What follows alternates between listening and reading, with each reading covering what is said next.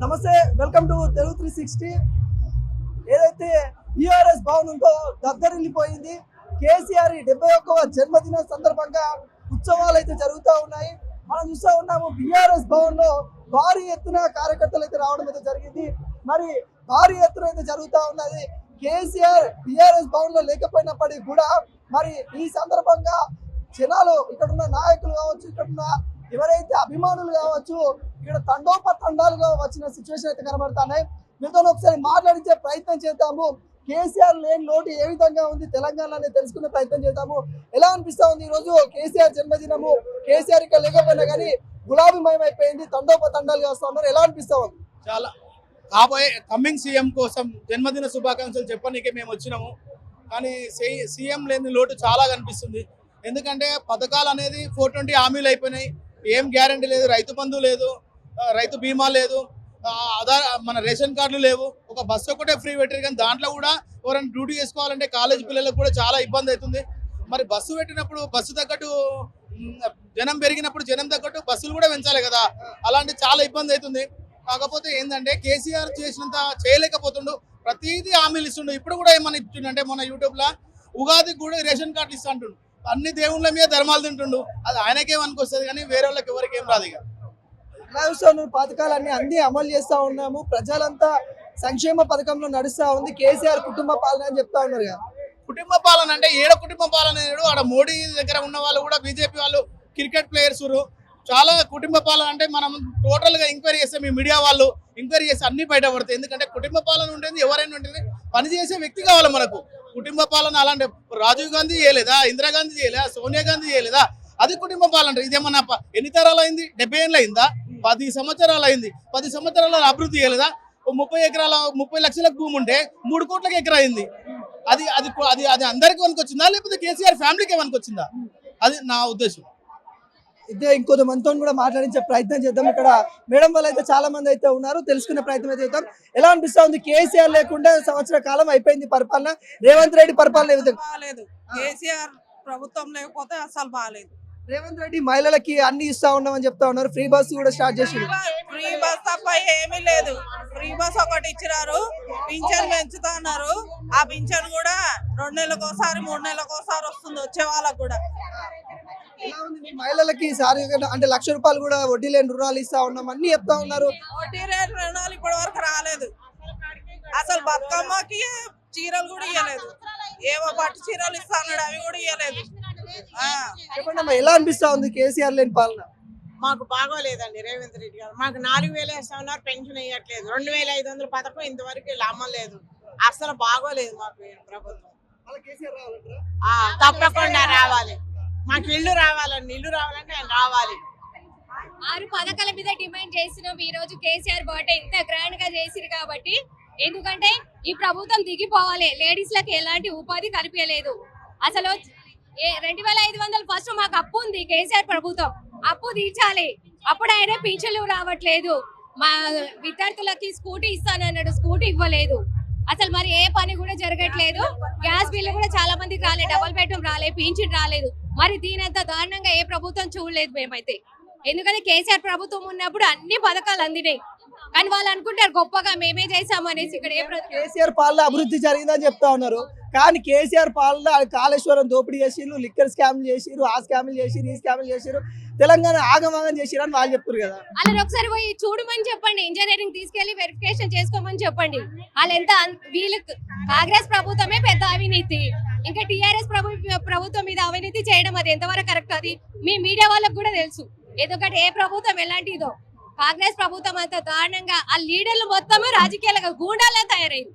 Ladies లకు respect లేదు. Free bus అన్నారు, ఫ్రీ బస్ ఏం చేశారండి వాళ్ళు? ఒక్కొక్క మహిళని అయితే అసలు సీట్ల మీద కూడా కూర్చొనిస్తలేరు. అసలు ఫ్రీ బస్ ఎందుకు పెట్టారు మేము అడిగామా? అడగలేదు కదా. 6 పథకాలు అన్నారు, ఆ 6 పథకాలు ఒక్క పథకాలు కూడా ఇవ్వలేదు. డబల్ బెడ్రూమ్ పాపం గరీబ్ వాళ్ళు ఉన్నారండి. పాపం వాళ్ళకి ఏమి పూట గడవని వాళ్ళు కూడా ఉన్నారు. అలాంటి వాళ్ళకి సాయం చేయాలి కదా. ఏదో మేము వచ్చాము 6 హామీల నుంచి ప్రజల్ని మోసం చేసిండు. కానీ ఈసారి అలా కాదు. పక్కా కాంగ్రెస్ పోవాలి, టీఆర్ఎస్ రావాలి. తెలంగాణ అప్పుల కుప్పలు చేసిరు అని అంటా ఉన్నా. మరి ఎట్లా చేసిరు, ఎట్లా చూస్తా ఉన్నారు? అప్పులు అప్పుల కుప్పలు చేసిరంట కదా బీఆర్ఎస్ వాళ్ళు. అప్పులు ఏం చేయలేదండి, ఇంకా మిగిలిన బడ్జెటే పెట్టి ఇచ్చారు రాష్ట్రం వాళ్ళకి అప్ప చెప్పారు. మరి వాళ్ళే మనకి అప్పులు అని చెప్తున్నారు కానీ అవి ఏమీ లేదు, అన్ని ఒట్టి ఎట్లా మాట. చూస్తున్నారు? లంక బిందెలు ఉన్నాయి అనుకుంటా, అక్కడ ఇత్తడి బిందెలు కూడా లేవు, అన్ని బొక్కలు ఉట్టి బొక్కలే ఉన్నాయని చెప్తా ఉన్నారు కదా. ఏ బిందెలు లేవండి. మా కేసీఆర్ గారు ఉన్నప్పుడే బాగుంది. నాకు ఒంటరి దాన్ని, నాకు ఒంటరి మహిళ కూడా కేసీఆర్ వల్లే వచ్చింది. ఈయన వచ్చి ఒక ఇల్లు లేదు, ఏమీ లేదు, ఏదేదో చెప్పాడు, అక్కడ కూడా పాటించలేదు. చెప్పడం గొప్పతనం కాదు కదా, చేసి చూపిస్తే మాకు కూడా రెండోసారి ఆ నమ్మకం కలిగింది. ఆయన వల్ల మాకు నమ్మకమే పోయింది. ఏంది ఇందిరమ్మ రాజ్యంలో అందరూ సంతోషంగా ఉన్నారంట కదా. ఎవరున్నారు? ఆయన అనుకుంటే అయిపోయిందా? ఆయన చేసి ఇదిగో నేను చేశానని చెప్పాలి కదా. ఆయన ఏం చెప్పట్లేదు కదా. చేసిన దాంట్లో ఒక్కటన్నా చేశాడా? ఒక ఇల్లు ఇస్తానన్నాడు, అవి లేవు. ఇచ్చిన వాళ్ళకి ఇచ్చుకొని వాళ్ళకి ఒంటరి వాళ్ళు ఉంటామండి. మాలాంటి నేను ఒంటరి దాన్ని. కేసీఆర్ గారు నాకు ఒంటరి మహిళ పింఛన్ ఇస్తున్నారు. ఆయన వచ్చుంటే నాకు పింఛన్ పెరిగేది. మేము రెంట్లకు ఉంటున్నాం సంవత్సరాల నుంచి ఇక్కడ. మాకు ఒక ఇల్లు ఇస్తానన్నారు, ఆయన వచ్చుంటే మాకు ఇల్లు వచ్చేది. ఏది లేదు మహిళలకి క్యాంటీన్లు ఓపెన్ చేపిస్తా అన్నారు, 2500 ఇస్తా అన్నారు, ఫ్రీ బస్ అన్నారు కదా.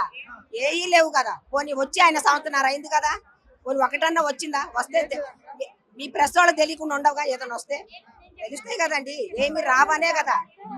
ఈ హైదరాబాద్ లో 30 ఏళ్ళ నుంచి ఉన్నాం, ఏమీ లేవు మాకు ఇక్కడ. కేసీఆర్ గారు ఉన్నప్పుడన్నా కొంచెం మాకు బెటరే. ఏమీ లేవు. ఏదన్నా ప్రభుత్వం ఉన్నదంటే అన్ని రావాలనే ఆశగా ఎదురు చూస్తున్నావు. ఏమి ఎప్పుడు కూడా ఏది లేదు. మొన్న 6 గ్యారెంటీలు అన్నారు, 6 గ్యారెంటీలు పెడితే అందులో పేర్లు కాదు కదా, వచ్చే లిస్టులు కూడా పక్కన పారేస్తారు తీసి. మళ్ళీ పెట్టుకోమన్నారు. ఇప్పుడైనా వస్తాయో పోతాయో కూడా తెలియదు. 16 మహిళలని లక్షాధికారులను చేస్తా అని చెప్పిండు రేవంత్ రెడ్డి. ఏమి చేయట్లే, మాటల వరకు అవుతున్నాయి, ఏమి చేయట్లేదు. మాటల వరకు అవుతున్నాయి. మళ్ళీ కేసీఆర్ ప్రభుత్వం వస్తే మళ్ళీ మాకు ఏమైనా ఉపయోగాలు కలుగుతాయి.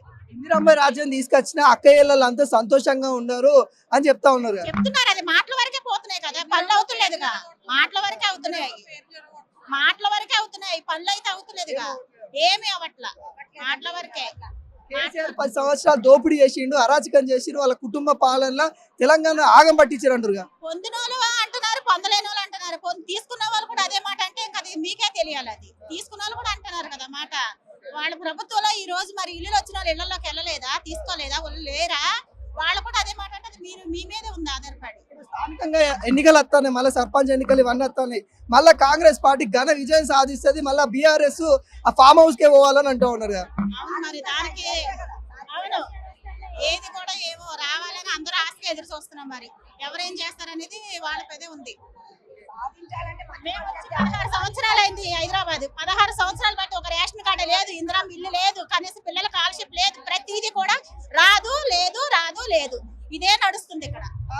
కేసీఆర్ ని తాగుబోతు సీఎం, మనకు అవసరం లేదు, ప్రజాపాలన తీసుకొని వచ్చినామని చెప్తా ఉన్నాడు. తాగుబోతుగా సంబోధిస్తా ఉన్నారు. ఎలా చూస్తా ఉన్నారు? ఆయన తాగుపోతాను మనం చూసామా? మనం చూడలేదు కదా తాగుపోతాని, మాకు తెలియదు కదా. మాకు మంచి చేశారా లేదా అనే కదా. ఎవరైనా ఏ సీఎం అయినా మంచి చేస్తే ఆయన ఎలాంటి పర్సనల్ అనవసరం కదా.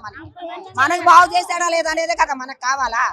అది ఆయన చేస్తే ఈయన దేవుడు అంటారు. చేయబోబట్టే కదా ఇంతమంది మాట్లాడుతున్నారు. ఇప్పుడు అదే చేస్తుంటే ఆయన గురించే మాట్లాడతాం కదా. ఎవరైనా ఏ సీఎం అయినా చేస్తే గొప్పగా చెప్తారు. ఆయన ఓడిపోయినా గెలిచినా గొప్పే ఉంటది కదండి. సీఎం తాగిపోతా అంటే మనం పోయి వాళ్ళ పర్సనల్ చూడం కదా. మనం ప్రజలం, వాళ్ళు చేసే మంచే చూస్తాం. మనం పర్సనల్ అనేది మనకు తెలియదు కదా, ఎవరేం చేస్తారో తెలియదు. తాగుబోతులు ఏంటే లేదు కదండి.